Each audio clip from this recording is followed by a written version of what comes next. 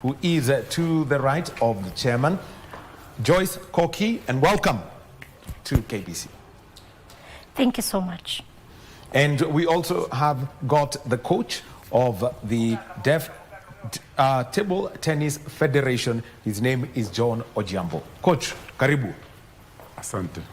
And also I'd like to inform you that you've had two voices, and so we've got two additional sign language interpreters in studio, and they are Walter Ingaji and Rispa Gishohi, who are here with us, and they will be helping you get the visual of the conversation that we've had. Chairman, I will start with you, and you were telling us the story about the founding of table tennis for the deaf people in Kenya. Give us that story, where it started, which year, you know, and how the interest grew for you to have this federation. Thank you once again. The Deaf Table Tennis Federation of Kenya, it was registered as a sport under government of Kenya. When was it registered? It was registered in August of 2022. It gives deaf a voice and also an opportunity for them to play table tennis in Kenya and to help them in competitions, both national and international competitions. And I will come to you, Treasurer Joyce, and what over the last 3 years, ever since your the federation was registered in August 2022, what have been the success stories around the sport and the impact it has had, you know, fun, developing skills, and people meeting? Thank you so much. From the time Deaf Table Tennis started, I started as a treasurer, and as you have heard from the chairperson, we definitely opened an account from ABSA, and since then we have been doing different competitions and registering different players from different counties. Of course, they pay a charge when they register, and which now all this brings together all of the players, and we also are able to pay some of the bills using the registration fees. Just to add on that, what has been the response to, you know, from the deaf community with this new sport coming in, and how often you now started getting into these general activities of playing table tennis every week, starting with Nairobi and going to other parts of the country? I could start with you, Chairman, and then Treasurer. Okay. How is the approach out there? We start from grassroots. We have 7 different counties that we approach them to register into teams or clubs, and we are able to help them, bring them together, nurture their talent, and make it possible for them to participate in the national competitions. So, for example, we start in schools, different schools, where we possibly have children who have this talent for playing table tennis. We see this talent and we approach them, we recruit them and help them to grow up to national competitions. All right, Joyce, up to you. From the time we launched the federation, we have had different players from different counties. We have from Machakos County, we also have from Kajiado, Nairobi, in Mombasa and in Kitale. They are there but the challenges we also find is that getting them to come to Nairobi for training becomes a challenge, and that's why we would really wish to get something for them to be able to travel all the way so that they can be able to come and train. Yes, they register.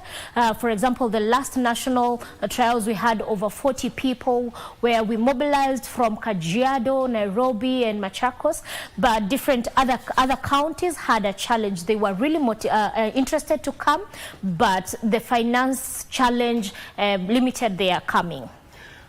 Well, we've had from Joyce Koki, who is the treasurer of the Deaf Table Tennis Federation of Kenya, and the chairman Charles Gutai, who are here. And also, they came together with their coach. And chairman, just give us a background on how you eventually selected John Ojambo as the coach of the national team to make sure that your players have got the right skills as they get into serious competitions like the upcoming Deaf Olympics.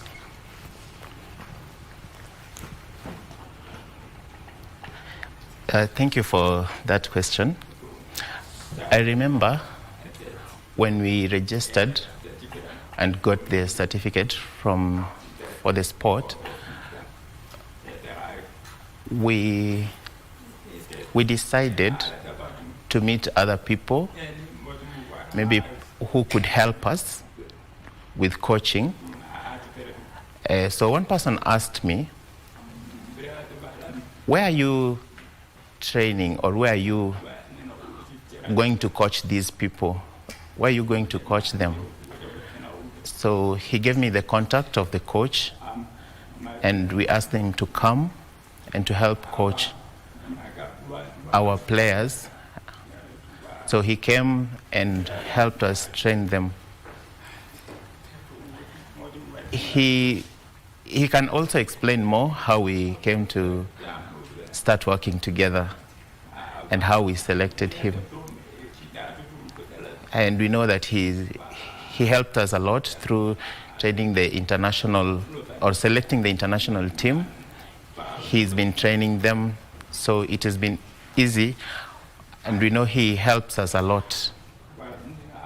And we know he can help our players with the program, with the schedule. We communicate with him to come whenever we have trainings. He comes and coaches them. Yeah, he's an international coach, and for the first time he teaches basics and many things, the rules. So we started, and up to now we are still together. Well, and at this point, let me introduce the coach, John Ojambo, who is the coach of the National Deaf Table Tennis Team. Coach, you know, the day you got, someone said, I want you to work with this group of people, what was your reaction, you know, working with the Deaf Table Tennis Federation? Yeah, thank you for giving me this time. So that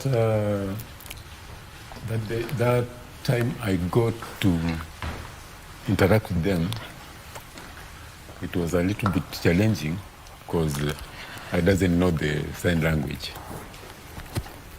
So it was a little bit hard, but I said, let me try. And we are now together, playing and giving them. Unaweza changanya na Kiswahili tu. Sawa. So tuko pamoja, tunafanya mazoezi na hiyo kazi vile ilikuwa ni challenging sana, napata hiyo pia kujifunza pia hiyo lugha yao, ndio niweze pia kujua vile naweza waambia. Sasa zile pengine interpreter hayuko. And coach, let's just talk about this. When you started with them and introducing them to the basics, what are the simple things that everyone should know when it comes to table tennis, from holding the bat, movements, and also how to, be quick on your feet as you play at your end of the table? So first we start with how to hold the racket, then bounce, both sides, backhand, forehand. Then after that, how to position yourself on the table. Then the movement comes later. But the basic is how to bounce the ball fast. Yeah. Then, as somebody improves, helping them, know how to be how to stand at the table and how to move quick when playing and how to also, control the ball around the table. Pardon? Unajua ukiwa mchezaji sasa, umenifunza vya msingi, kitu cha msingi. Sasa naweza upepete ule mpira na lile gongo, alafu sasa tufike sasa kuweza kuwa pale kwa meza, ili mtu akiniwekea upande wa kulia naweza ruka upande wa kulia, upande wa kushoto kucheza kushoto, na pia kuna wale wanauchonga ule mpira ili kujua hizo mbinu zote. Kuna mazoezi yake hiyo kama ya kusonga hivi. Na lazima move at in a certain position ndio uweze unaweza kuona ile mpira vizuri ikikuja ukiwa pale kwa meza. Na hiyo movement kuna ile tunafanya pia kwa ladder. Hiyo ladder inasaidia sana juu pia ile agility. Unaweza move aje kwa meza, sideways, mbele, nyuma. Yeah. And it is now time to, get to learn how to speak table tennis in sign language. So, it is time to observe, and chairman is here, Joyce is here, and so coach, I'll start with the first one. Table. How you indicate table in sign language. So, chairman or Joyce, one of you. That is? That is table tennis. Table. Table tennis. Table tennis. Okay? Table. Now, let us now move on to net. The net. Net. So you, front, back, and back. Okay? That is the net. The bat.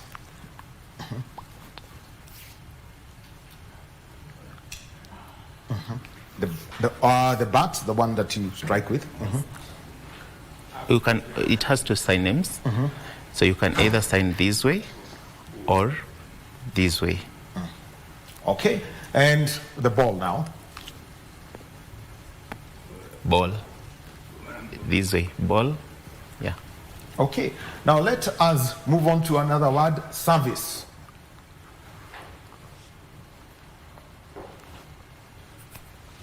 Service is signed this way. So when I, normally what I would do is, that is service. Yeah. Return, once you serve to me and I want the ball to get back, to come back, or when you play the ball back to me, that return.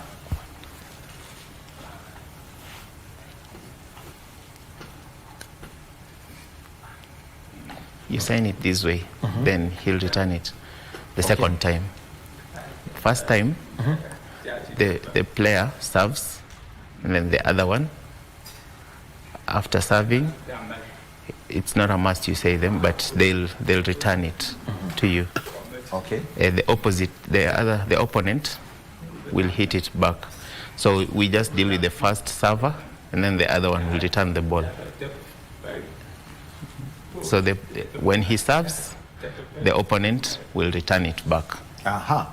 Now let's also talk about the strokes. There is the forehand. Coach, utanisaidia hapa pia. Forehand. Forehand ni upande wa mbele. Kucheza na upande wa mbele. Yeah. Backhand ni upande wa nyuma wa mkono. So, yes. So that coach has got that language right.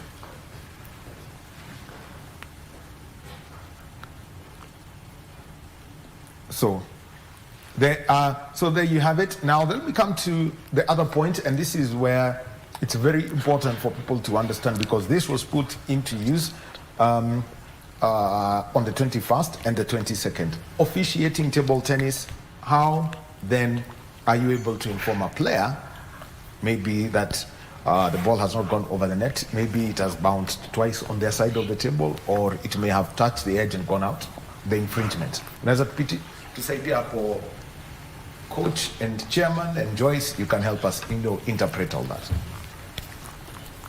Okay, kuna hiyo kitu kama hiyo imeguza net, na tunasemaga ni let. Ni let ni kama stop. So hapo kustop, alafu namuonesha makosa ile imefanyika. Haya. Maybe kuna ile kutoss. Iko supposed kuwa ball, iko supposed kuwa in an open palm. Alafu ukirusha pia inafaa ikuwe centimeters fulani, inches. Ikikuwa chini ya hiyo pia ni makosa. So inafaa ikuwe around 16 kuendelea.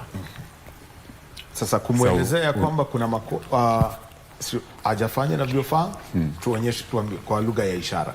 Sasa na chairman and treasurer wanaweza tuonyesha. Sasa tunasema let, then unamuonesha pengine ni hiyo toss ikuwa mzuri, unamuonesha hiyo height ya mpira, hiyo bounce haikuwa iko sawa. Okay. Joyce. So when there is a service, remember we also have deaf people who are experts, and we also have interpreters. They are able to point out these areas, and they are able to help a deaf person who has served. Whenever the coach has a challenge, or the umpires have a challenge, we have deaf table tennis experts and interpreters. Okay. So for example, the let, or if the ball, you play the ball and it goes outside of the table, just give, you could get to know the sign that is used to indicate that this player has, your opponent has won a point, or if it's the opponent who's made a mistake, that you have won a point.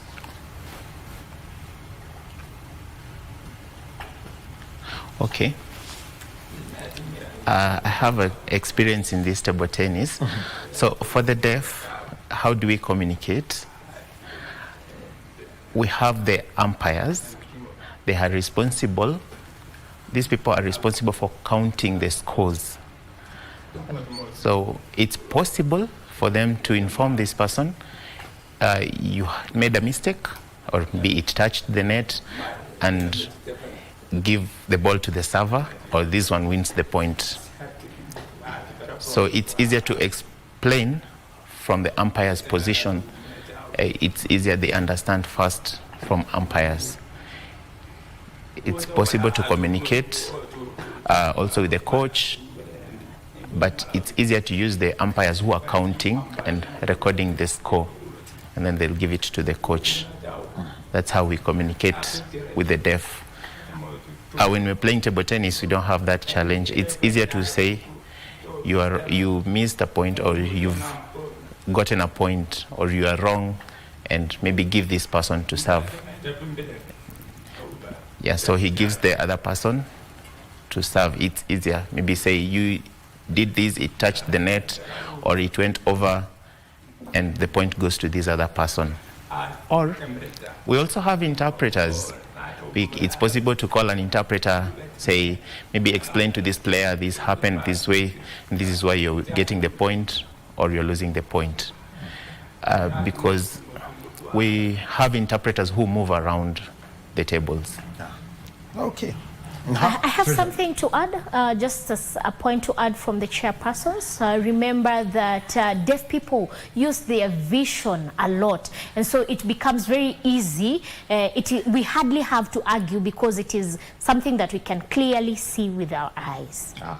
Very, very well. And remember that they held their trials for the Deaf Olympics that will be taking place in Tokyo, Japan, 15th to the 26th, held at the Goan Institute. That was on the 21st and 22nd of August. And I will start with you, Coach. Tueleze, unaona mchezo ukiimarika hapa nchini, ukiangalia kwa miaka mitatu ambayo umekuwa nao, umefika kiwango kipi? Yeah, naona tukisonga mbali, sababu ile tulianza ndio ilikuwa shida. So yeah, at least hata kuna wengine wale kuja kufanya mazoezi na wale wanasikia pale nafunza. So hivyo kidogo kidogo naona tukisonga mbali sana. Lakini challenge ile tuko nayo ni kuwa vifaa za kucheza kama hizo rackets, balls na meza. Ndio vitu zinatusumbua sana. Na viatu pia, viatu na sakafu yake, kwa sababu huu mchezo unahitaji sakafu ambayo ni kama ya mpira. Yeah. Na viatu ambavyo zina grip. Yeah, inashika chini. Ambayo inaweza kuteleza. Yes, ambayo haiwezi teleza. Yeah. Haya. Let me come back to you, Treasurer. You mentioned about 40, players coming in from outside Nairobi. Tell us how that weekend was as you held the trials to select the team for the Deaf Olympics scheduled for Tokyo later this year. The 40 players, as you have mentioned, we had, of course, having the support from the coach, we had different teams that were contesting using a poll.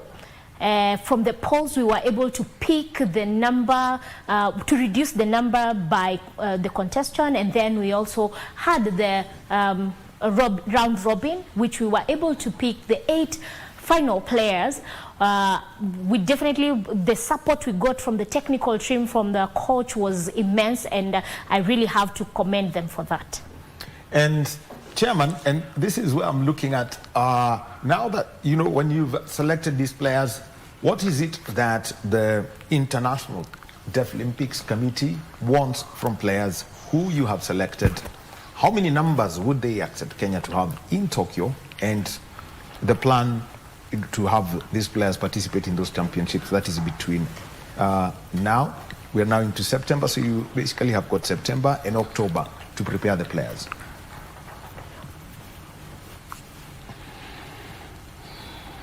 Yes, thank you. Before, we had national trials where in the 22 last month at Goan Institute. What was the aim for these selections? We wanted to get the best players to represent Kenya in Tokyo. We're starting from this September to when we go to Tokyo. We got different players over all the counties who came to participate in these nationals. We had a technical team also, which helped us and to select the players. How was the selection process? What did we do? We had 40 players, but we had about 25 boys, and also we had about 40 girls who are participating. some of these were students who were participating, but we didn't have an age limit. We don't have an age limit in table tennis. It's possible for anyone to start from 7 years old to 40 years old. You can participate. We know other athletes or other sports have age limit, but this one doesn't have an age limit. We don't have an age limit in table tennis. You can play either you're a boy, you're a student, you're in grade 1, you can participate. It doesn't matter. You can find a very small boy who beats a very mature man. Yeah, it's possible. So we just select the best players, and our aim to get the best for Kenya to take them to Tokyo. So how many players? We might take about 12 players. Maybe 6 boys and 6 girls. So a total of 12.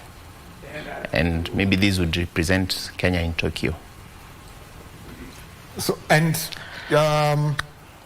looking at this, are there any competitions that you could be involved in between now, in September and October, before the final team for the Deaf Olympics is named?